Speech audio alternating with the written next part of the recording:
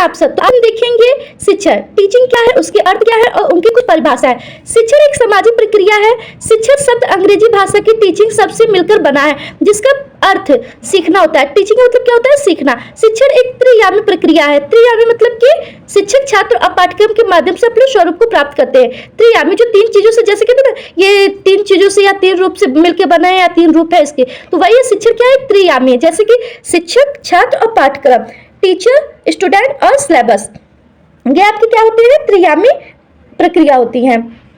अर्थात किसी विषय वस्तु को माध्यम बनाकर शिक्षक एक विद्यार्थी के बीच विचारों के आदान प्रदान या परस्पर अंतर प्रक्रिया को ही हम क्या कहते हैं? शिक्षण कहते हैं, टीचिंग कहते हैं। शिक्षण की परिभाषा है। बर्टन के अनुसार शिक्षण सीखने के लिए दी जाने वाली प्रेरणा, निर्देश व प्रोत्साहन ही क्या कहलाती है? शिक्षण। शिक्षण सीखने के लिए जो दी जाने वाली जो प्रेरणा होती है, जो मोटिवेशन होती है, जो निर्देश और प्रोत्साहन होती है, वो क्या कहलाती है? टीचिंग कहलाती है, बर्टन के अनुसार।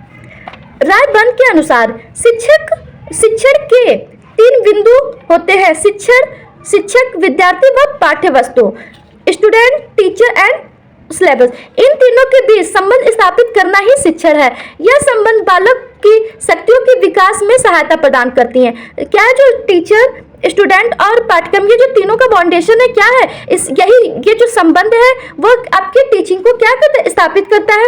इससे क्या है? बालकों के अंदर शक्तियों में विकास में सहायता प्रदान होती है। गेज के अनुसार शिक्षण एक प्रकार का पारस्परिक प्रभाव है जिसका उद्देश्य दूसरे व्यक्तियों के व्यवहारों में अपेक्षित परिवर्तन लाना। जो टीचिंग है, जो शिक्षण है, वो क्या है? एक प्रकार का पारस्परिक प्रभाव है जिसका उद्देश्य दूसरे व्यक्तियों को व्यवहारिक अपेक्षित परिवर्तन लाना है।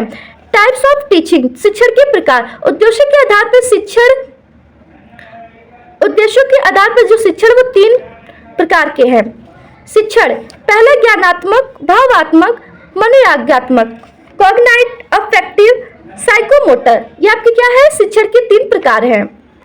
दूसरा आपका आ जाएगा शिक्षण के स्तरों की दृष्टि से। शिक्षणों के स्तर की दृष्टि से शिक्षण एक अविच्छिन्न व सातत्य प्रक्रिया है। यह प्रक्रिया किसी व्यक्ति के विभिन्न मानसिक स्तरों पर समान हो सकती है। उदाहरण स्वरूप शिक्षण की प्रक्रिया विचारहीनता के निम्न स्तर से चलकर तर्क के विचार स्तर तक पहुंचा सकती है। इस आधार पर शिक्षण तीन प्रकार का हो सकता है: स्मृति, अवबोधक और चिंतन। यह आपके तीन टाइप होते हैं टीचर के, किसके स्तर से? शिक्षण स्तरों की दृष्टि से।